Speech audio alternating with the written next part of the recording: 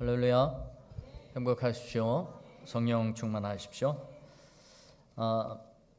여러분 하나님 믿으십니까? 믿으시더라도 잘 믿으셔야 돼요.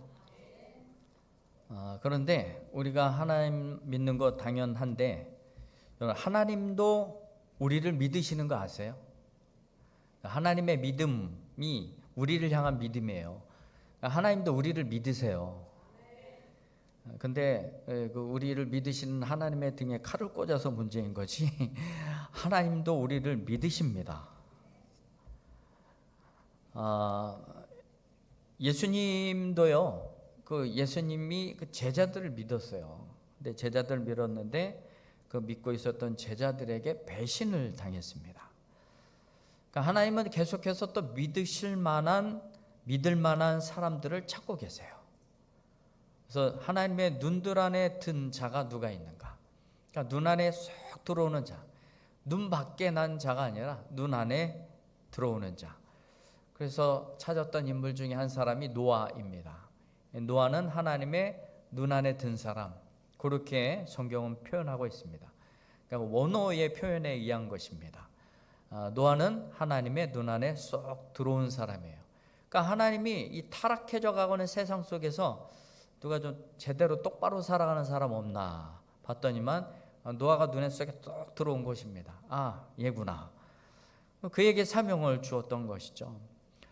여러분 또 우리가 살아가면서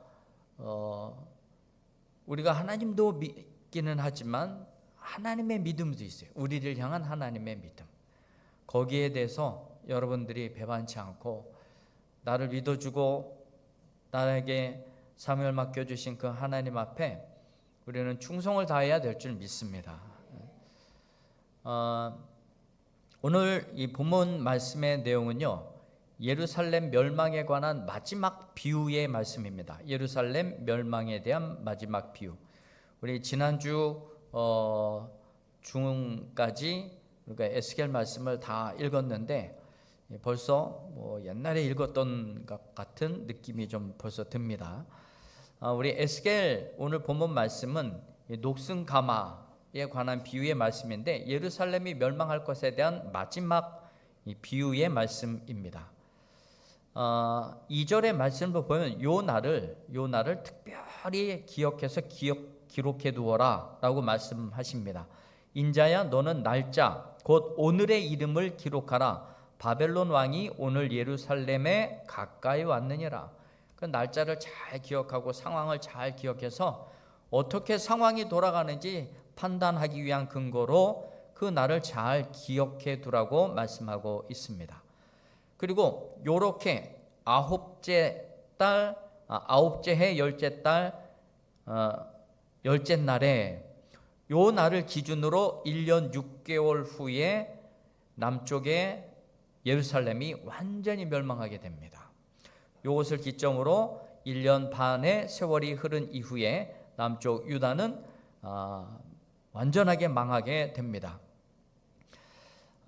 지금 에스겔은요, 그가 사명을 받고 말씀을 증거하고 선포한 자리는 고향 땅이 아니에요. 남쪽 유다 땅이 아니라 지금 바벨론이라고 하는 포로지에서 사명을 받고 선포하는 것입니다. 포로지에서.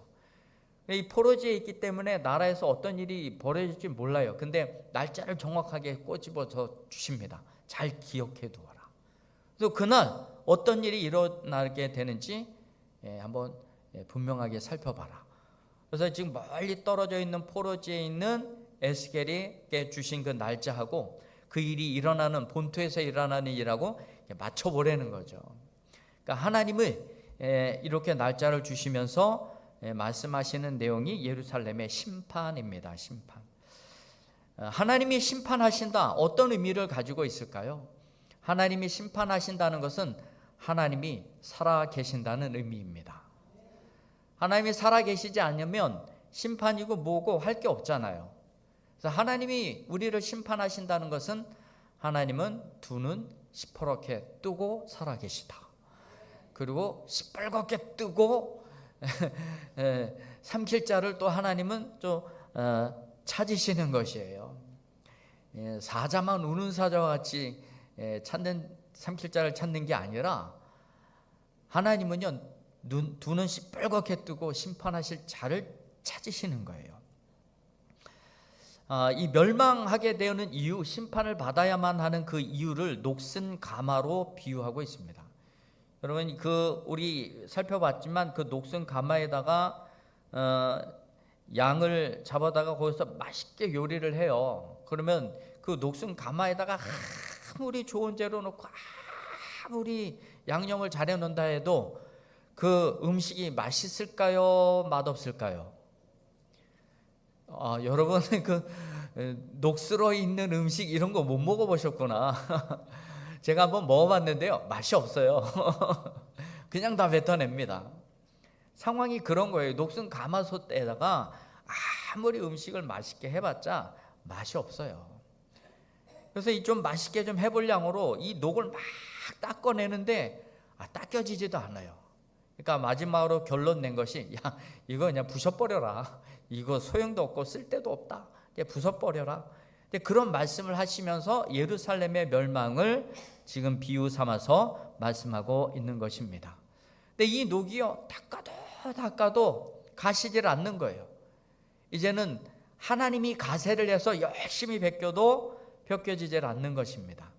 그래서 그냥 하나님이 아이고 이 쓸데없는 녹슨 가마 그냥 박살내 버리자. 그래서 이제 깨쳐 버리시겠다라고 작정을 하시는 것입니다.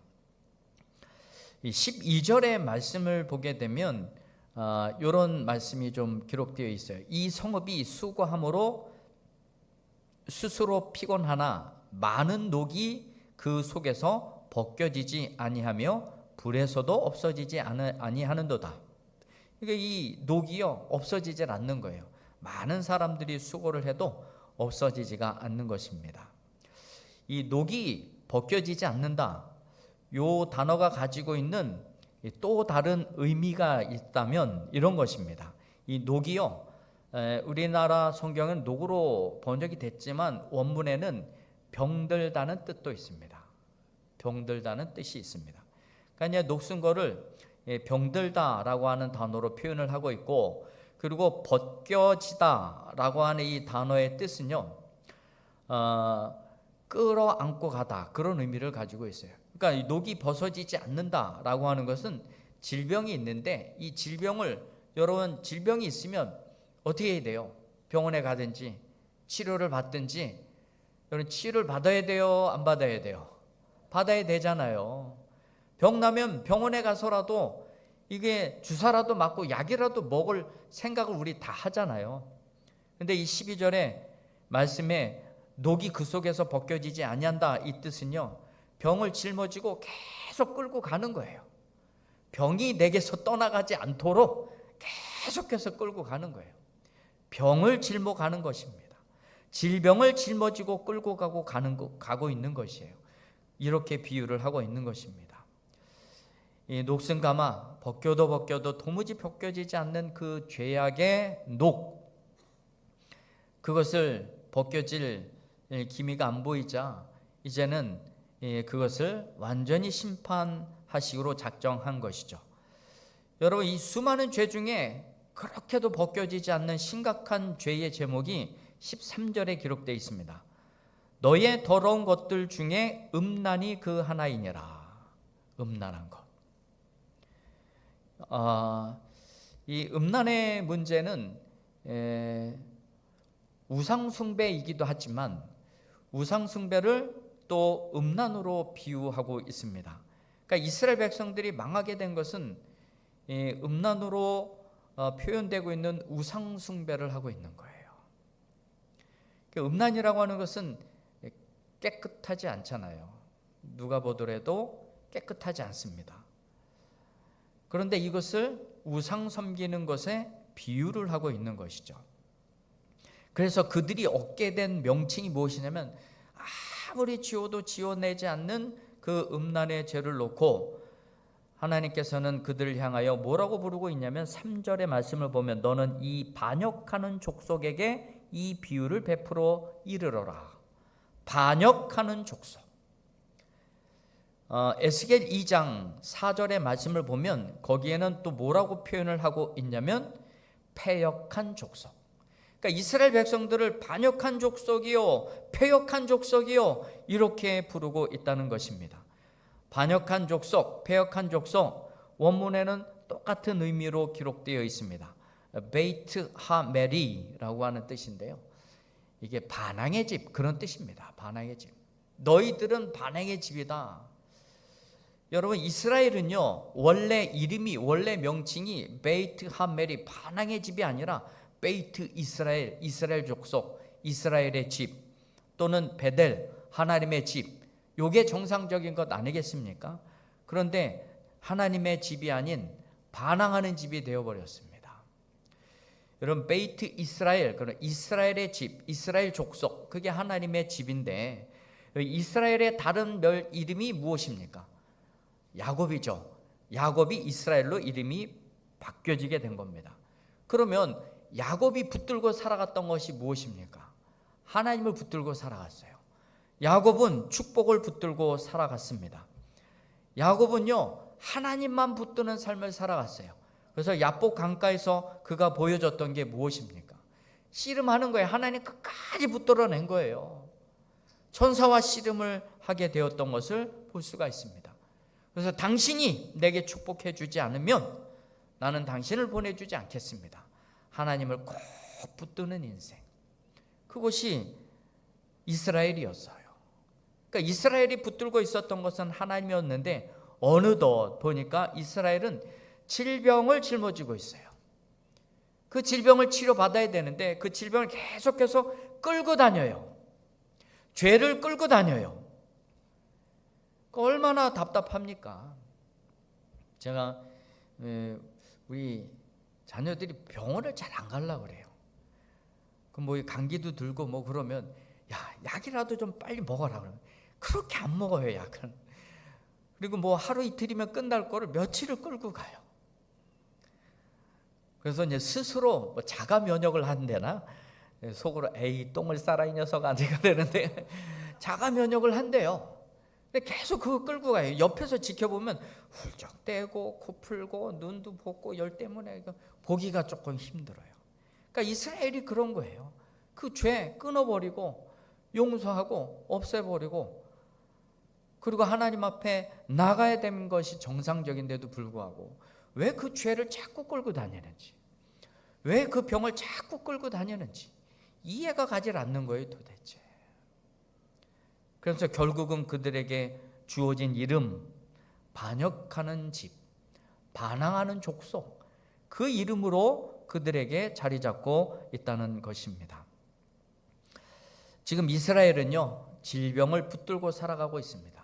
하나님의 은혜를 붙들어도 시원치 않은 판에, 하나님의 긍휼을 붙들어도 시원치 않은 판에 그들은 질병을 붙들고 죄악을 붙들고 우상을 붙들고 우상 앞에 기도하고 있다는 사실입니다.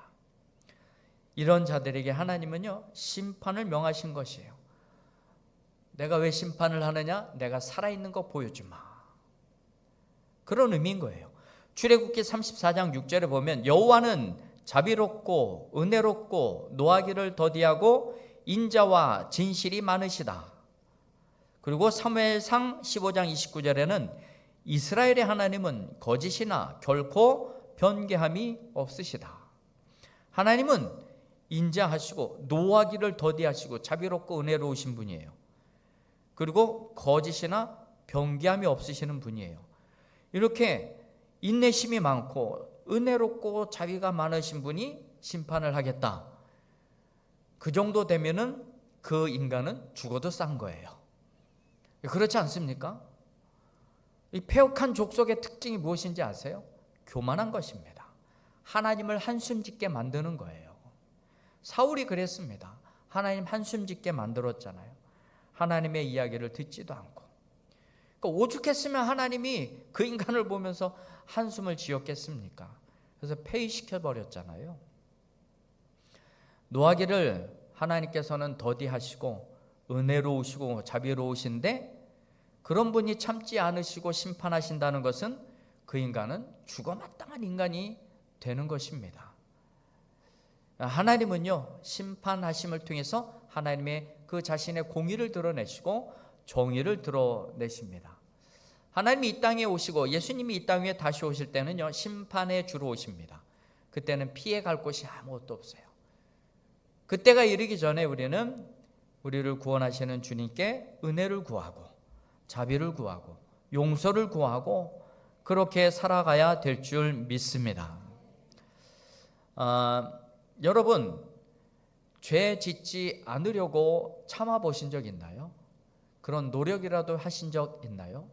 우리가 숨을 꾹 참고 얼마간이나 버틸 수 있겠습니까? 죄 짓는 것이 그래요. 우리 화내지 말아야지 하다가도 뒤돌아서서 이제 화낼 일이 생기고 화내고 그런 일들이 계속적으로 반복해서 일어나고 있습니다. 여러분, 죄 안 지려고 노력하는 거 작심삼일입니다. 그 안에 또 넘어지고 쓰러지게 되죠. 여러분, 하나님 못 만나서 그래요. 예수님 못 만나서 그렇습니다. 우리가 죄 안 지려면 예수님 만나는 것밖에 없습니다. 그리고 내 내적 성결, 이것을 이루어 가야 돼요. 요한 웨슬레가 이야기했던 것처럼 그리스도인의 완전으로 나가야 되는 겁니다. 그리스도인의 장성한 분량에까지 우리는 자라가야 된다고요. 성령 세례를 받으셔야 돼요. 거룩의 은혜를 받아야 됩니다. 성결의 능력을 받아야 됩니다. 그래야 우리가 그 심판으로부터 멀어지게 되는 것입니다. 예수 그리스도의 그 피가 이 모든 것을 해결하셨어요. 그래서 여러분, 예수로 충만하시고 성령으로 충만하시면 하나님 한숨 짓게 할 일이 없을 것입니다. 이 에스겔 선지자는요, 정말이지 행복했었던 순간이 단 한 번도 없었던 사람인 것 같습니다. 에스겔은요, 제사장 출신이고 제사장이었어요.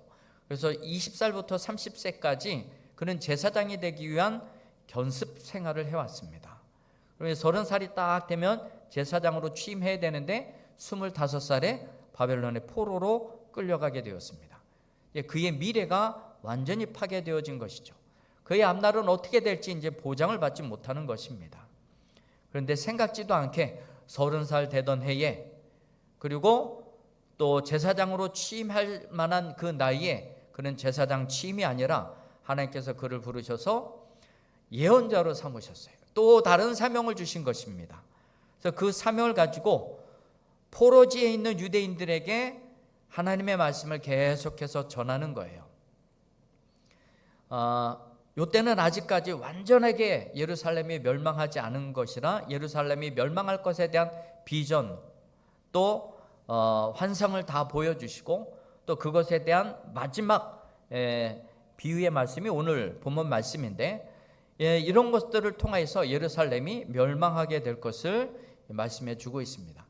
그러면서 그 멸망하게 될 것에 대한 메시지를 말로도 선포하지만 그 육신으로도 행동으로도 표현하게 하십니다.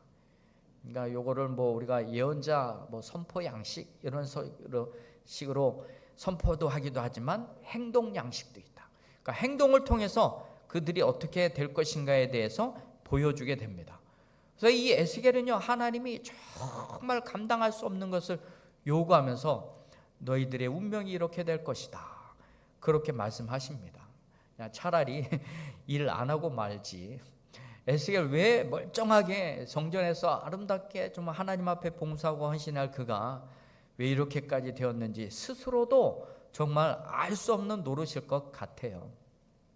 그래서 예루살렘 멸망을 위한 예언 행동 가운데 이스라엘 백성들의 죄악을 짊어지고 왼쪽으로 370일 그리고 오른쪽으로 40일을 누워 있어라.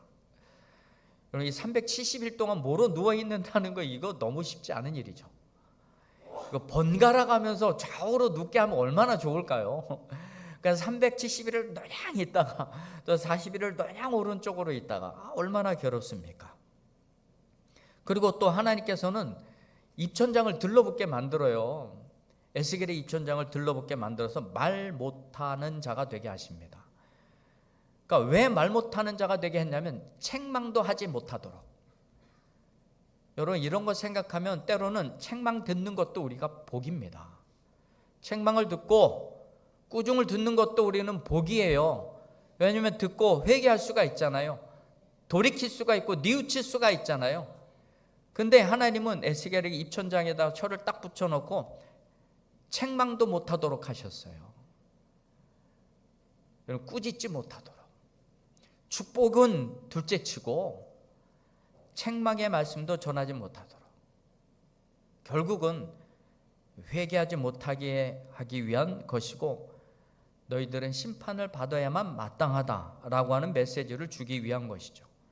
또 한 번은 이 쇠똥으로 음식을 익혀서 먹게 만드시기도 하시고요. 머리털은 싹 다 자르고 그래서 3분의 1씩 나눠서 태우기도 하고 칼로 치기도 하고 바람에 날리기도 하고요. 또 개인적으로 굉장히 충격적인 것은 네 아내가 죽는다. 내가 데려가마. 슬퍼하지 말아라. 그러니까 이런 거예요. 네 아내랑 나라가 망한다고 얘기했는데 너는 장가 들고 시시떡대고 웃고 뭐 이럴 게 아니잖아. 그러니까 내가 네 아내 데려갈게. 그리고 네 아내 죽으면 울지도 마. 이거 얼마나 슬픈 일이에요. 그러니까 이런 일을 통하여서 이스라엘 백성들이 처하게 될 운명에 관해서 행동으로 그 예언을 선포하고 있는 것입니다. 여러분, 이 정도 되면 돌아버려야 정상입니다. 제정신 잃지 않고 그러나 에스겔은 모든 일에 순종해서 했습니다. 이게 어떻게 가능할까요? 그 안에 정말 웃을 일은 한 번 없어도 성령이 그 영혼을 붙들고 있기 때문에 그나마 가능한 거예요. 우리가 어려운 일 있고 힘든 일이 있을 때 그래도 버팅길 수 있는 힘은요, 하나님이 붙들어 주시는 이유예요. 제가 요즘 그걸 많이 경험을 합니다.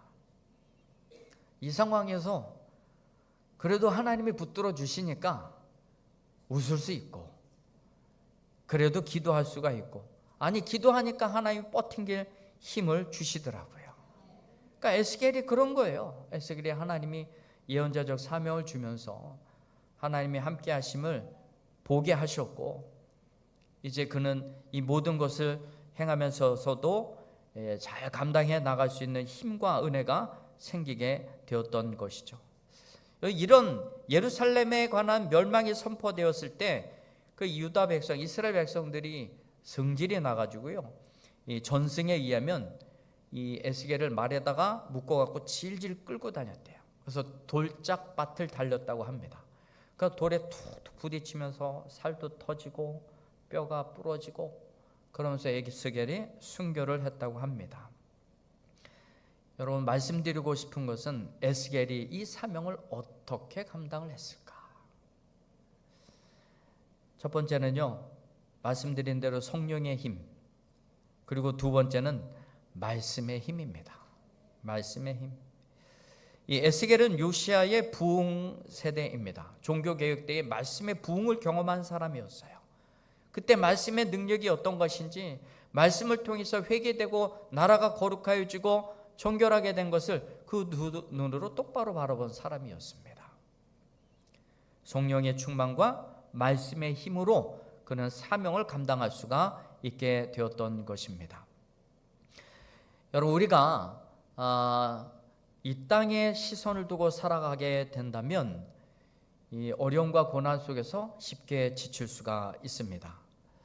또 에스겔과 같이 여러 가지 곤란한 상황이 많이 발생한다 할지라도 하늘을 바라보시고 여러분들의 시선을 하나님께 둔다면 하나님께로부터는 위로로 우리는 그 모든 것도 넉넉하게 이겨나갈 수 있는 힘이 주어지게 될 줄 믿습니다. 하나님은 왜 에스겔을 택하셨을까요? 이게 마지막 말씀의 내용의 핵심입니다.